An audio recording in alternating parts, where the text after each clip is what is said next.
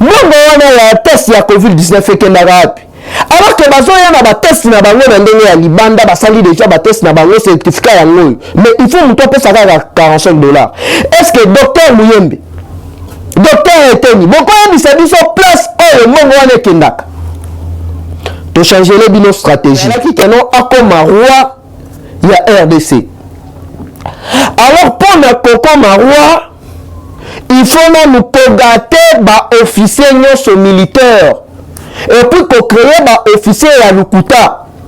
On voir même ba bandaki ko zo ba salaire te bénéfice ka bandaki ko pesa bango ba shida plusieurs shida na ba carré na 2016 monsieur Oyo alaki directeur ya BIAC dans 2015-2016. Bon, il y a la lisusu te vu plusieurs escroqueries et les canards na clan Kabili parce que ba banque nyonso ya RDC bango de batu ba la ba partenaire plusieurs banques. Dernièrement ba utikutu ko kanga nani jeune moko directeur moko ya Bejufi banque ali kutu gabonais capitaine okomi major colonel lieutenant colonel général full formation bonjour nabalandi na biso nyoso ya rumeur de Kinshasa sango ya Congo ba nyoso bazuli bako ya kolanda biso lelo to lisusu na banda kuna bino kopesa bino actualité politique en temps réel ya maye nyoso ezali kolekana na mboka na biso République démocratique du Congo. Alors mukolo ya lelo toko développer ngai na bino des sujets na ordre du jour. Sujet ya liboso na ko annoncer bino arrestation il y a 32 généraux, il y a FARDC fictif au bazalaki na kati armée. Donc ils allaient vraiment déplorables mingi. Ozu mutu o azalaki directeur financier na BIAC na 2016 subitement a commis général a se retrouver général na lulenge nini. Ozu mutu alaki mécanicien a sali même pas formation militaire directement général aleki même pas na ba étape nyonso o leur moko adjudant aye boye lieutenant aye sous lieutenant capitaine major colonel non a sauté nyonso na bala moko a se retrouver général alors que tata mokonzi a tchaki déjà batu oyo bazali ba inspecteur o babandaki ko sala ba enquête moko en coulisses pona ko démanteler réseau ya batu oyo bazo sala ba trafic d'armes batu oyo bazali ko bebisa image ya armée congolaise. Alors yango nali ko tuna Hippolyte Kanambe na batu oyo ba défendaka e est-ce que boko yebisa biso pendant 18 ans héritage nini Kabila tiki na armée congolaise aujourd'hui un militaire ya FARDC ali ko kende na nzela azali commandeur un militaire ya FARDC ali ko kende na nzela azali koyiba civil téléphone pendant 18 ans classe place nini Hippolyte Kanambe atikeli biso armée yali déplorable et raison ndenge to ali koloba na bino awa déjà bakangi 32 généraux fictifs au bazalaki na kati ya FARDC place basale la formation militaire et yebanate atikala jamais kozala capitaine non plus major non plus colonel non plus lieutenant colonel directement général et puis général nini na des étoiles vraiment yali pasi mingi na bino batu oyo mwali ko défendre bapaya. Mais notre frère du son 100% congolais toko soutenir biso nyonso mais nali komona bato mosusu à cause ya un petit salaire donc aleka na TV abanda kolobaka kamabe ya fachi mais Hippolyte quand même ofandi na ye awa pendant 18 ans okoloba boye batindi bato bapoisonné ou soit babomi ou soit bakangi mais ndeko na biso aye ali 100% congolais natandanga makambo ya ba prisonnier politique yaalité tomoni bato nyonso libanda mais yo sikoyo mutolobaka mabe ofandi na yo libanda eloko ya kosala ezali te yo musala na yo kofinga biso bato tozali kosala éveil patriotique musala na yo koloba mabe ya chef de l'état mais yebaki non ba insulte na yo ba mafinga na yo ekosala biso eloko moko te ekodemotive biso te biso tokokontinue toujours na kosala musala na biso parce que Fachaza Rwandais non plus Ougandais, non plus Burundais, mais c'est notre frère du sang. Non plus Sénégalais. Azaline de Konabiso Congolais. Ah bon, comprendre que non, réseau a déjà démantelé. Guerre ezali boye. Alors, Zokande na kati, il y a République démocratique du Congo, ezali pays où tu allais combattre un record. Il y a plus de 535 généraux. Si on a 535 wana, ba Congolais boni bali na kati. Ba commencer déjà ba inspecteur o ba ko sala audit na ba chef d'état-major nyonso balekani na règne ya Kabila. Ba généraux nyonso o ba occupa ba poste moko stratégique. Général ya force terrestre, force navale, Bayeba en juste na RBC toalaka na combien de bataillons. Wana ezali makambo oyo na ko sélectionner na point na ya liboso. Na deuxième point, na kozala plus basé sur le plan diplomatique. Tête à tête le 5 avril entre le président Félix Antoine Tshisekedi Tshilombo et son homologue américain. Baden ici, kuna na États-Unis a okende, bakokende kosolola nini, bakolobela nini. Il faut akutana na administration Biden. Mais avant wana mokozi akosurendo na niveau ya Qatar. Bomona ki dernièrement wa Hippolyte Kananda kendaki na niveau ya Dubaï. Na Asie. Mais si kolo a Fachi aliko sala voyage moko stratégique aliko contre-attaquer. Donc toye bisabino a kende kuna kosala nini. Et puis ba retomber la voyage wana ikozala nini. Pour aller comment on va te dire, est-ce que nous avons Kabila et Sali Fachi? Fachi a connu juge.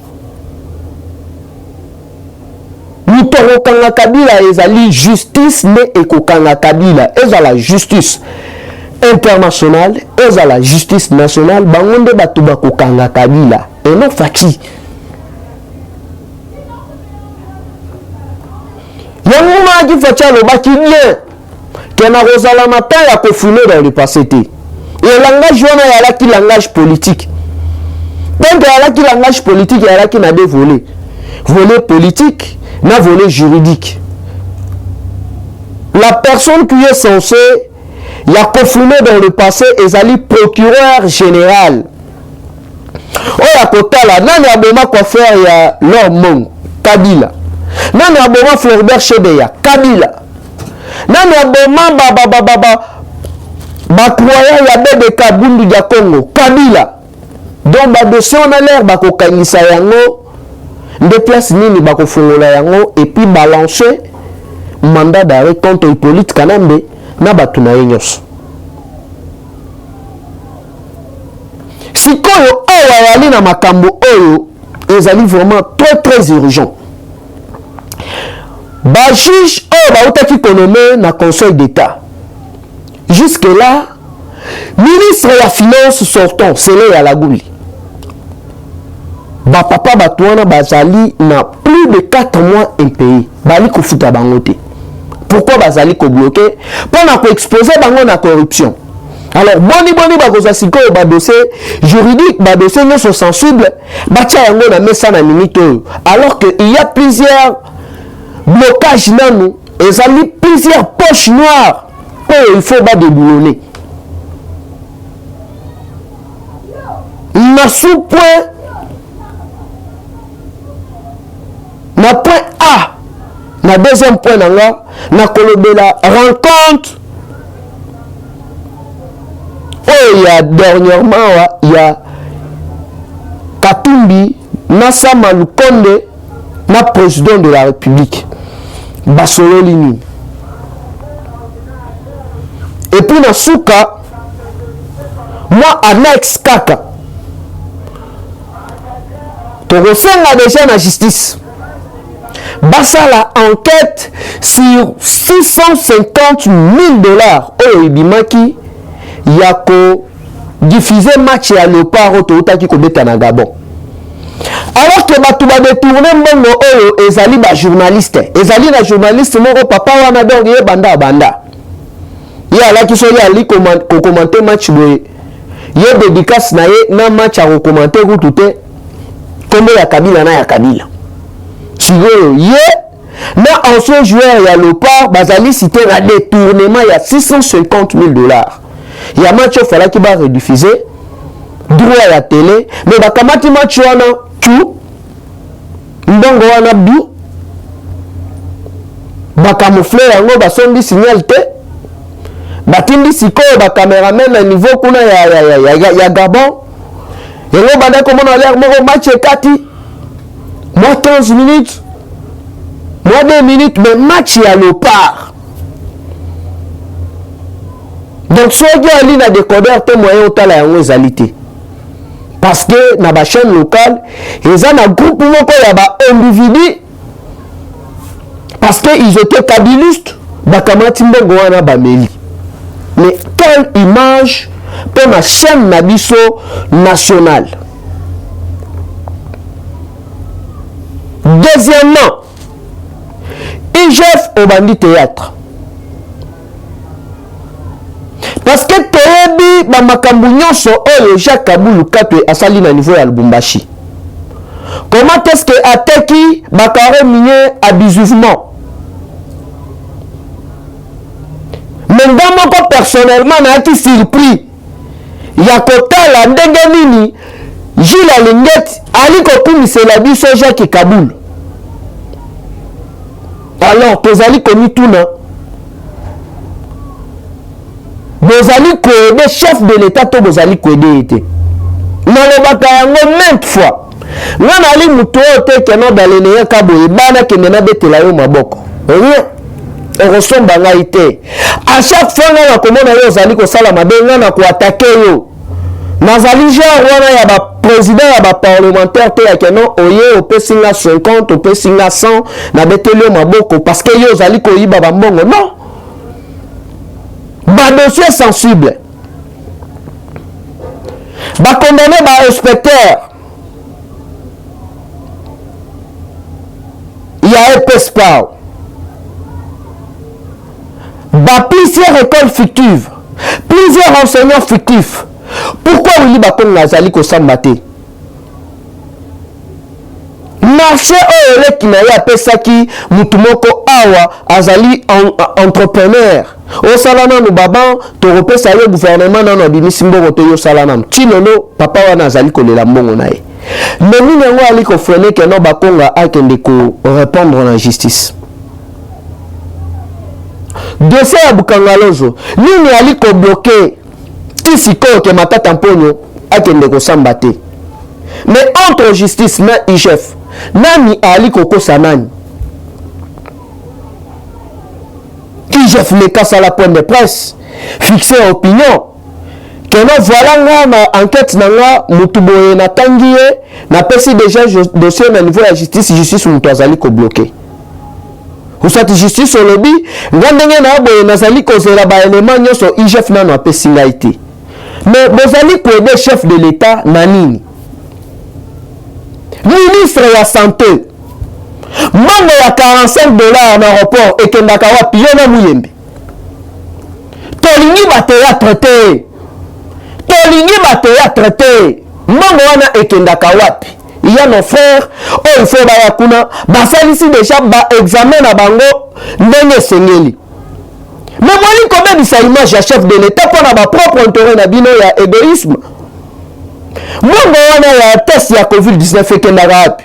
Alors que bazoya na ba test na bango na ndenge ya libanda basali déjà ba test na bango certificat yango mais il faut muto pesa ka 45 $. Est-ce que docteur Muyembe docteur eteni bokoyebisa biso place oyo mbongo wana ekendaka tochangele bino stratégie tozali kozongela nzela donc tozali kozongela nzela biso moko tokobanda kosala sikoyo inspection ya baentreprise na bamakambo nyonso biso moko à chaque fois tokobanda komona mabe tokiti na nzela chef de l'état ayokaka yango parce que moko banda kobebisa image ya faci te mosala na bino ezali nini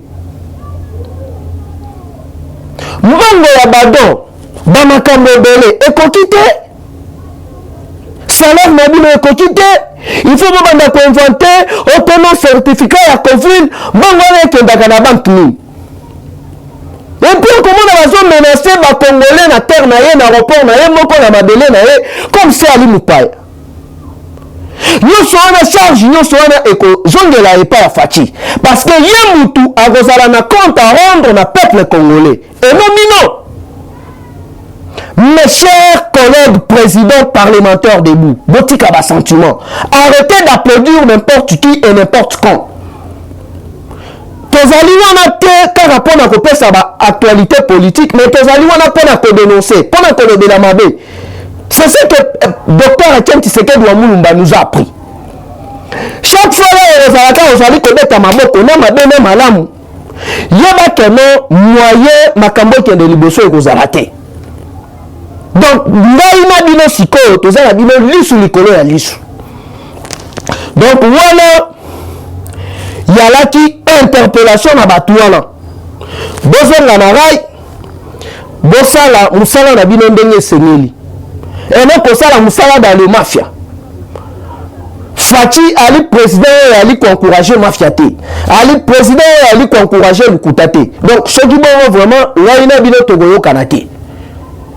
Parce que biso tolobaka na biso bonga yango ya o téléphone esilaka kutu na charge mwana koli mpona nini olobi bo mpona nini olobi bo moi vraiment je m'en fous tozali wana toeformaka masse toeformaka monde et non mpona koappuye babétuse mpona koappuye babavure non là ça va pas marcher. Na bandi na point na ngai ya liboso ya mokolo ya lelo 32 généraux foire BC aux arrêts et puis transférés na niveau ya ndolo.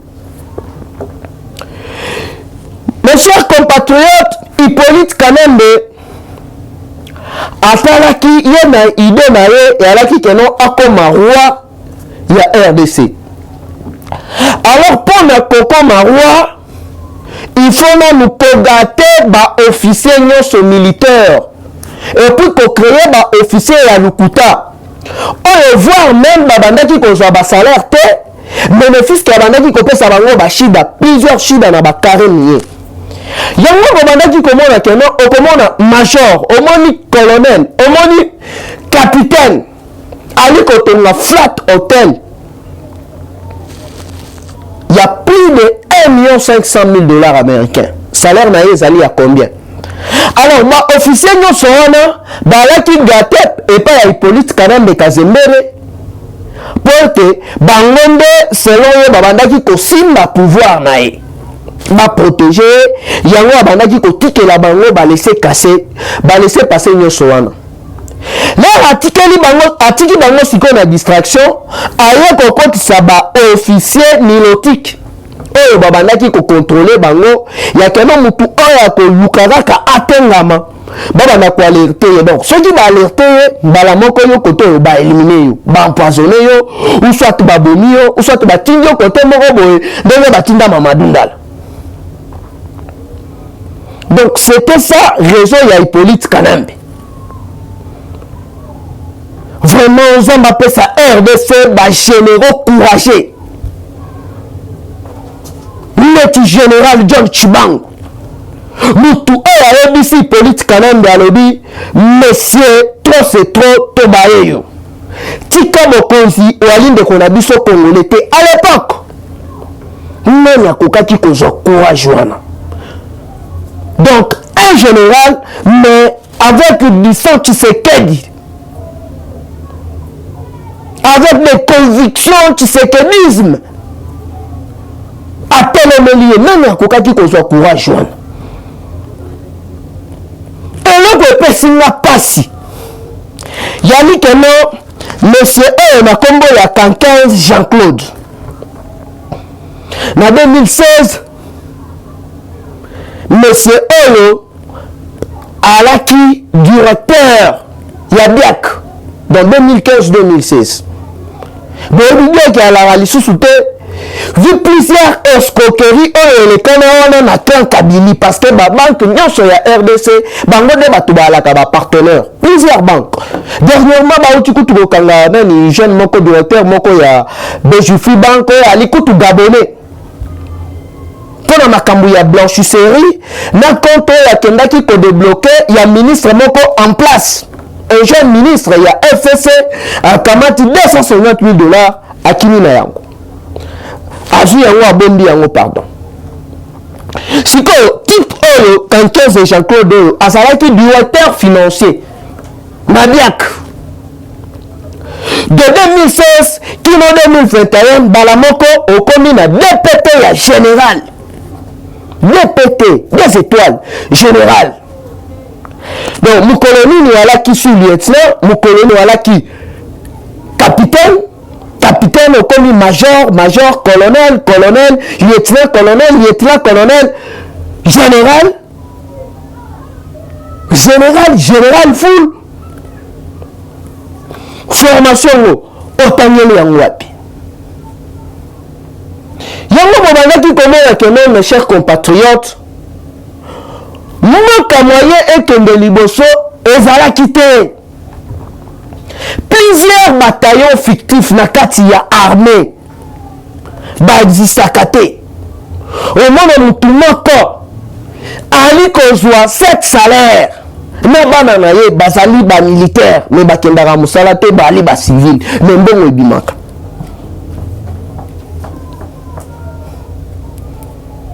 alors que mosala oyo Hippolyte falaki asala depuis longtemps yango oyo ya koidentifie nanu bamilitaire nyonso epuis koyeba okoti na armée mbula nini osala formation na yo militaire wapi non ozali na plusieurs généraux comme ça azalaki na ye cambiste na 2018 toyebi ye cambiste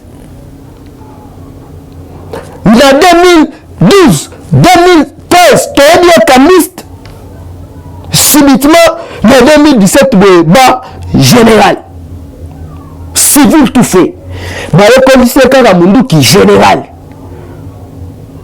osala formation wapi point d'interrogation otangelaki général yango wapi point d'interrogation nyonso wana kaka Kabila falaki aprotéger pouvoir na ye na bato oyo balingaka nation na bango oyo tata mokonzi apesaki bango mission ya koyeba nanu comment est-ce que réseau mafieux oyo na kati ya armée en complicité na plusieurs chefs d'état-major balekana ba Didier Etumba bayebi cartographie nyonso wana ndenge bandaki kolekana ba plusieurs généraux ya ba poste moko stratégique général ya force armée et ya force terrestre force navale force aérienne bango nyonso wana bayebi ndenge nini bamafia wana ebandaki kolekana nyonso wana donc tant que balaki gâté moyen batelemela Hippolyte ezalaki te mais koto oyo bango bali koyiba ewali komona boye bokende guerre boya bake kuna théâtre omoni moto ake na ye guerre donc ake kuna asala kopa munduki yango omoni sikoyo parmi kaka bango faci abenda bamosusu alors bamosusu wana bateki mèche donc bateki secret batalisi sikoyo mokonzi ndenge nini réseau wana mafie ebandaki kotambola comment est-ce que babandaki kofonctionner yani pasi yango okomona général Karaboué, colonel, Ali na ba maman na ba flat, il colonel Liboumou Gaillard. Ali ko roulé na ba Range Rover pena ya sika.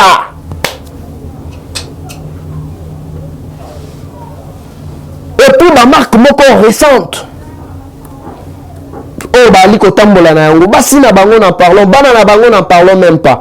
Mais un général, au Tony Flat il y a 3 étoiles, plusieurs millions de dollars, on dirait star moko boye ya Hollywood, mbongo ozu yango wapi. Siko bali kili bambolo o bakendaka na front, o bakendaka guerre. Bazwaka sikoyo combien? Voilà comment sikoyo ndenge nini Hippolyte Kanambe a réussi qui politiser l'armée congolaise. Yango mona dit que non, a prise la pouvoir ya Fachi, il y avait le général pro Kabila, le général pro Fachi, mais Fachi a boyake lokwana. Alors lui armée ezali kaka moko et non mibale. Kabila comité na niveau ya ko créer chef d'état-major en parallèle na état-major général. Tu me mona ki Fachi alongo likije kuna na ngale mazongisi yango na kanko kolobe mona ki yango baje. Eza siko na mutu moko azalaki na zone de défense alerté nyengo aliwana bakomi konyatama bakangi dem kolo ya lobi 32 ba transférer bango déjà na ndolo 32 généraux fictifs. Oh pe na 4 ozaki directeur financier ozaki cambiste na 2014 na 2016 2017 aussi retrouvé général otangela na FONI formation au kendela kayango wapi yango bomoni gouvernement oyo kobima oyo yali gouvernement yali sécurité yali gouvernement il faut baye bananu Didier Tumbaler yo sara général Ernest Mobimba to alaki na combien de militaires to alaki na combien de policiers yango komona keno na ba poste nyonso wana stratégique o inspecteur ya armée o inspecteur ya la police ba tie banoko ya zone milai nyonso wana babanda kocontrôler babanda koinfiltrer armée na biso mais bazozala déboulonner yango nali koyebisa bino mes frères et sœurs koremplacer mutu oyo asalaki 18 ans na pouvoir. Et puis alaki n'importe qui te un fazer, un maquisard, mutu ya zamba. Oh, vu na ye Mobimba, donc ye ayeba jouer te jouer na ye munduki. Donc ye jouer à sakana pena banda bomona na ye. Hippolyte. Donc ça ka jouer la guerre. La guerre est commencée, tout le monde est position, ya quoi ennemi. Oh. J'espère que ba tuba beta jeu donc ba liko se retrouver. Jeu ya sakana ya ngwana. Oh ba jeu na biso mususu ba oli ba jeu de so ya beta ya ngote. Ba kasoko masoko ya beta ngote. Dès qu'à jouer la guerre. Souvent mutuana Mosali na ye passation pacifique. Le boulot qui est non croisé kaka baboy. Fachi ali mobali. Là yo ali koya. Oh ali ko sala na ko tolinga sani. Qui c'est corona? Kabila a 18 ans. 120 bis à Transco. Fachi ali kaboy 450 na 2 ans. Des avions ya Binocos ya Congo Airlines. Fachi ali 8. Matre yango wana ye ya sika na basache ya bilokoste le ya payant poko abino mutu asombian Fachi mutu asombian boye la biso ba distraction te boye la biso ba distraction te tozala bino mayele oh il faut bon retenir na pena nga ya liboso ya likeno plusieurs généraux fictif na kati ya armée na biso déjà 32 lo ya liboso bakangi ebele de ba pakati awa nali kosenga na tous les militaires congolais, tous les officiers congolais, au balingaka na sona bango. Ba généraux nyonso ya banoko, ba généraux nyonso ya batwana bazolo milai.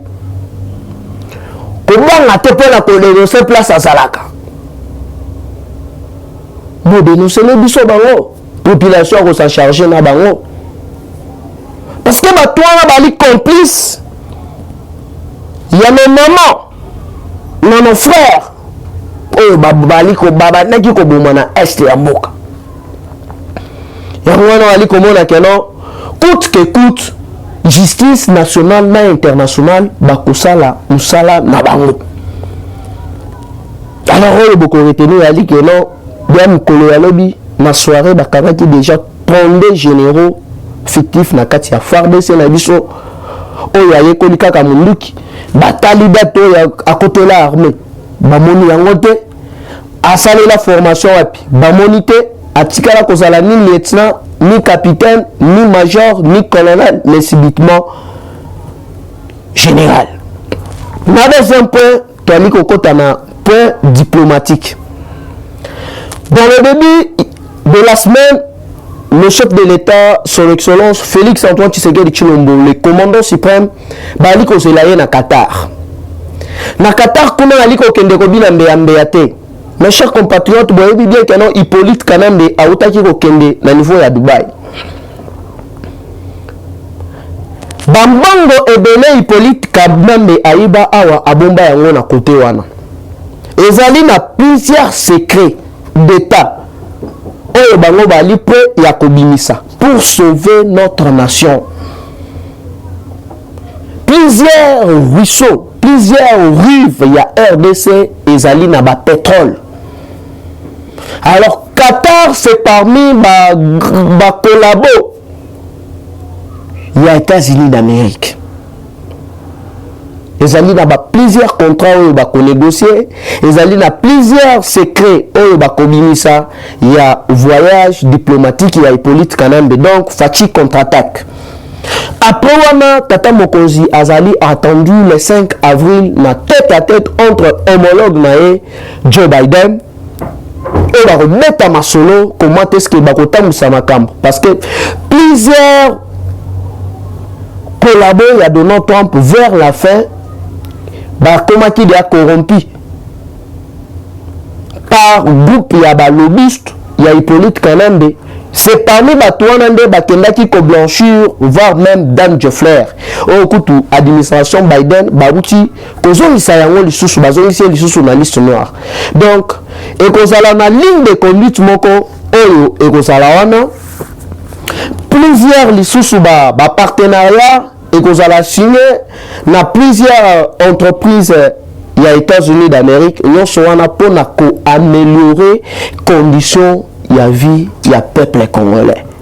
Donc na administration Trump ezali na plusieurs cadres, plusieurs proches ya Trump oyo basedaki vers la fin bakomaki kolia mbongo ya Hippolyte Kanambe.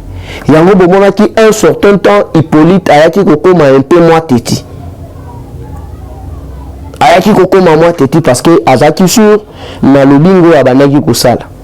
Mais batuyo soana bali cassé na minute oyo. Voir les Européens ils sont cassés.